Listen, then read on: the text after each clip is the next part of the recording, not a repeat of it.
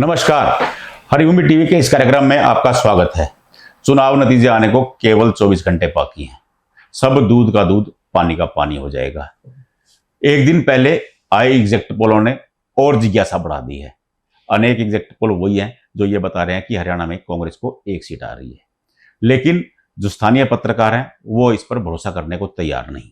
आज हमारे साथ हैं वरिष्ठ पत्रकार राजकुमार नरवाल, जो प्रदेश के अनेक हिस्सों में अलग अलग समय पे कार्य कर चुके हैं और प्रदेश की सियासी नब्ज को बहुत अच्छे तरीके से जानते हैं। आज हम इनसे चर्चा करेंगे कि प्रदेश में क्या होने वाला है, चुनाव परिणाम कैसा आने वाला है। नरवाल जी, एक दिन बाकी रह गया है चुनाव परिणाम आने पर। जी सर। लेकिन लोगों की जिज्ञासा है कि शांत होने का नाम नहीं ले रहे। तो मैं आपसे जानना चाह रहा था कि आपका कर्म क्षेत्र है हिसार, आप लगातार हिसार में घूमते रहते हो, तो हिसार में क्या होने वाला है? सर देखिए, जो एग्जिट पोल क्या कहते हैं, हकीकत क्या होगी, वो परिणाम आएंगे कल। तो परिणाम आने के बाद ही हकीकत का पता चल पाएगा। लेकिन जो बूथों पे गए हैं, जो वहाँ के हालात देखे हैं, तो हिसार में जो कांग्रेस पार्टी का जो एजेंट थे उनके अंदर काफी उत्साह था, और जो बीजेपी का जो एजेंट था उसके अंदर मायूसी देखने को मिली है। और किसी भी चुनाव के आकलन के लिए ये एक बड़ा पहलू है कि किस पार्टी का कार्यकर्ता, एजेंट, वो कितना एक्टिव है।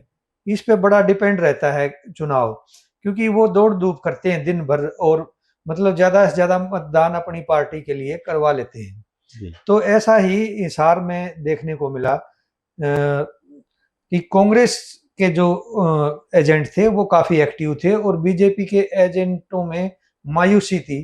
तो मेरा तो यही मानना है कि वहाँ कांग्रेस पार्टी का जो उम्मीदवार है वो चाहे कम मार्जिन से ही भले जीते, लेकिन लगता है कि कांग्रेस का उम्मीदवार ही जीतेगा। नहीं, वो हिसार को लेकर के ना बड़ी चर्चाएं होती हैं कि उकलाना, उचाना, नारनौंद वो कांग्रेस के पक्ष में है, हिसार, हांसी और बवानीखेड़ा ये भाजपा के पक्ष में है। तो आपको लगता है कि जो बंटवारा हो गया है विधानसभा सीटों के हिसाब से एक लोकसभा सीट में, तो उसका कितना इम्पैक्ट पड़ेगा? ये देखो सर, ये शहरी क्षेत्रों और ग्रामीण दोनों के बीच ये रहता है कि शहरों में बीजेपी की बढ़त रहती है जी। और लेकिन सुनने में यह आया कि हिसार जो शहर है वो वहाँ इतनी बढ़त नहीं है जितने की उम्मीद बीजेपी पहले लगा के चल रही थी जी। और दूसरा क्या है कि नारनौंद जो है वो शहर की बजाय ग्रामीण कॉन्स्टिट्यूएंसी है, इसके अंदर इतना इफेक्ट नहीं है। तो टोटली नारनौंद की अगर बात की जाए पूरा हल्का, तो वहां पर एक तरफा ही हम कह सकते हैं कि कांग्रेस के पक्ष में मतदान हुआ है।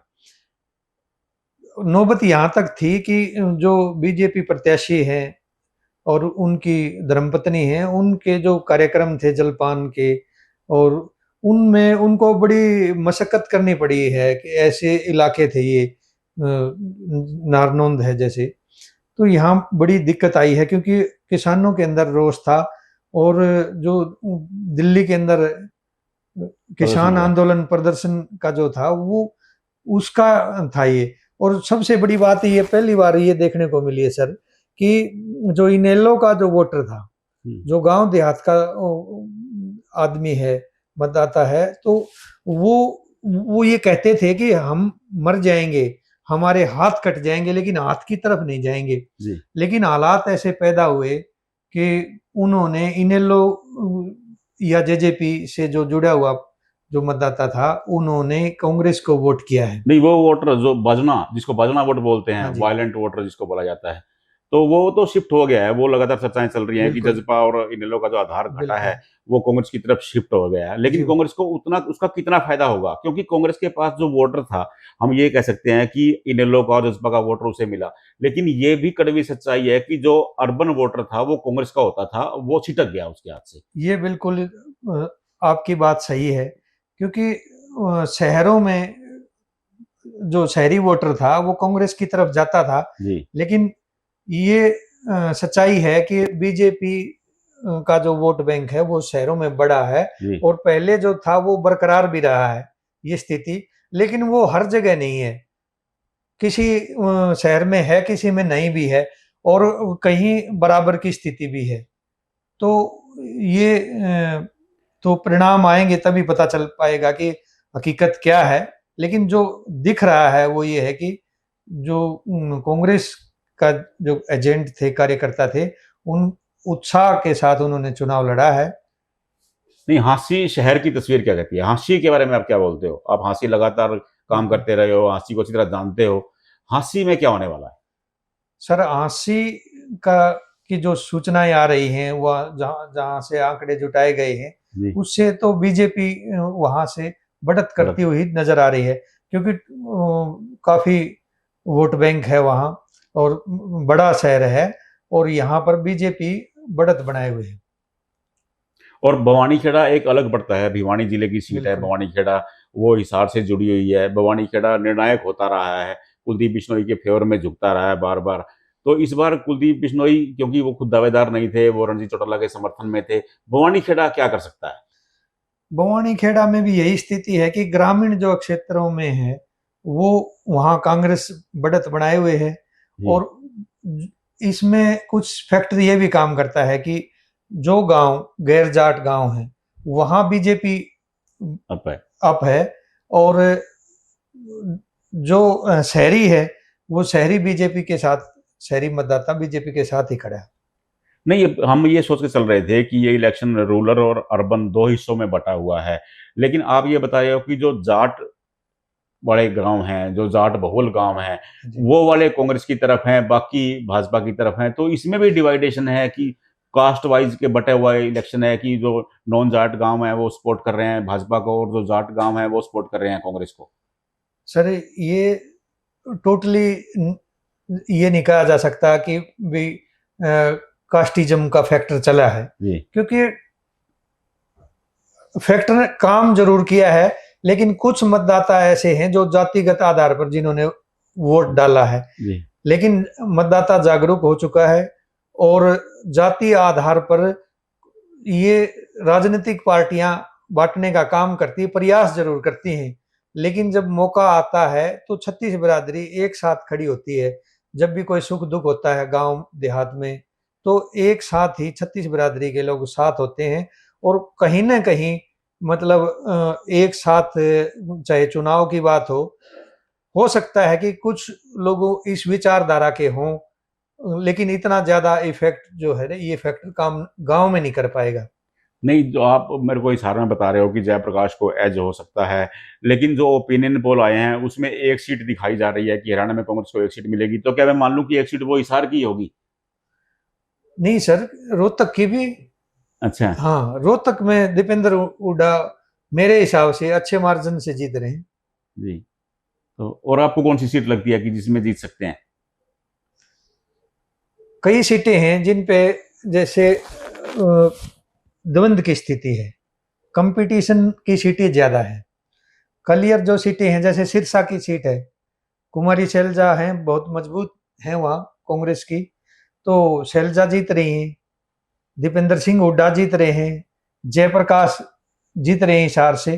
तो इस तरह और भी कई सीटें हैं जहां काफी मतलब मार्जिन कम हो सकता है, और मैं ये कहूं कि कांग्रेस को बेनिफिट मैं इसलिए दे रहा हूं क्योंकि लंबे समय से जब कोई भी सरकार में रहता है तो एंटी इनकम्बेंसी एक फैक्टर काम करता है, तो कहीं ना कहीं थोड़ी बहुत नाराजगी सरकार से हो ही जाती है। तो मेरा ये मानना है सर कि कांग्रेस को की जो सीटें हैं वो प्लस हो सकती हैं।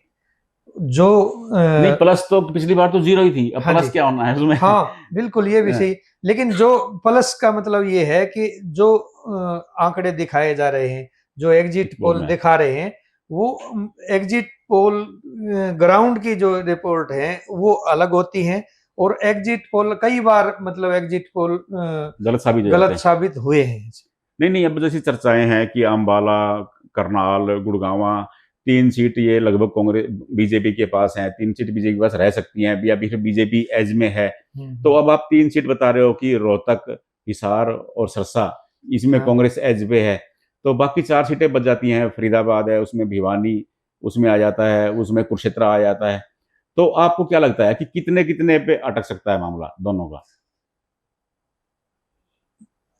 कम से कम 6 सीट मान के चल रहा हूं मैं, कांग्रेस को मिलेंगी। 6 सीटें। कम से कम 6 सीटें। जी। और बाकी तो नतीजे आएंगे तब पता चलेगा, लेकिन ये अपने सबके अपने आकलन होते हैं कि मेरा आकलन ये है कि 6 सीटों से कम कांग्रेस को नहीं जा रही। नहीं, हम तो ये लगा के चल रहे थे कि दोनों बराबरी पे छूट सकते हैं, कि ये कयास लगाए जा रहे हैं कि दोनों धड़े बराबर पे रहेंगे इस बार, क्योंकि कांग्रेस के पास तो खोने को कुछ था ही नहीं, कांग्रेस तो 0 पे थी। अगर वो बराबरी पे आ जाती है तो बड़ी उपलब्धि होगी पार्टी के लिए। जी। तो आपको, लेकिन आप ये बता रहे हो कि कांग्रेस फायदे में रह सकती है, भारी पड़ हाँ, सकती है। कांग्रेस को सर इसीलिए फायदा होगा, एंटी इनकम्बेंसी होती है। जैसे कि ऑडियो वायरल हुई है, हम्म। तो उनमें साफ साफ नजर आ रहा है कि मनोहर लाल जी ने किया क्या 10 साल में। कार्यकर्ताओं को, नेताओं को का जो खुश करने के लिए जो उनके जरूरी काम होते हैं, कोई अपने किसी निजी आदमी की ट्रांसफर करवानी है, कोई छोटे मोटे काम थे वो तक नहीं हुए। नहीं, वो तो उन्होंने ऑनलाइन कर दिया, अब सब ऑनलाइन हो गया, तो वो ऑनलाइन होगा, पार्शलिटी की गुंजाइश ही खत्म हो गई। हाँ, वो अब तो हो पारदर्शी गई की है, बात लेकिन करते थे। वो देरी से हुई है। पहले ऐसे मौके भी आए हैं, बहुत से ऐसे काम होते हैं जी। जिसमें कि अपने कार्यकर्ता को अपलिफ्ट किया जा सकता है, लेकिन कोई भी ऐसा मतलब कार्यकर्ता जो बूथ पे लड़े, बूथ पे कार्यकर्ता नहीं लड़ा बीजेपी का, और जो जिस पार्टी का कार्यकर्ता बूथ पे लड़ता है वही पार्टी जीतती है। आपने राजकुमार नरवाल जी को सुना, वो बता रहे हैं कि प्रदेश का चुनावी परिणाम 60-40 हो सकता है। बस अब केवल इंतजार है ईवीएम खुलने का। कल ईवीएम खुल जाएंगे और सबको पता लग जाएगा कि क्या होने वाला है। दूध का दूध, पानी का पानी हो जाएगा। तब तक के लिए हमें इंतजार करना पड़ेगा। कल भी हम आपके साथ रहेंगे, सुबह से शाम तक लाइव आपको देंगे पल पल की जानकारी कि प्रदेश की 10 सीटों पर क्या परिणाम आ रहा है। आपको यह हमारा प्रोग्राम कैसा लगा, अपनी प्रतिक्रिया जरूर दें। आपकी प्रतिक्रियाएं हमारा मार्गदर्शन करती हैं। अगर प्रोग्राम अच्छा लगा हो तो सब्सक्राइब करें। नमस्कार।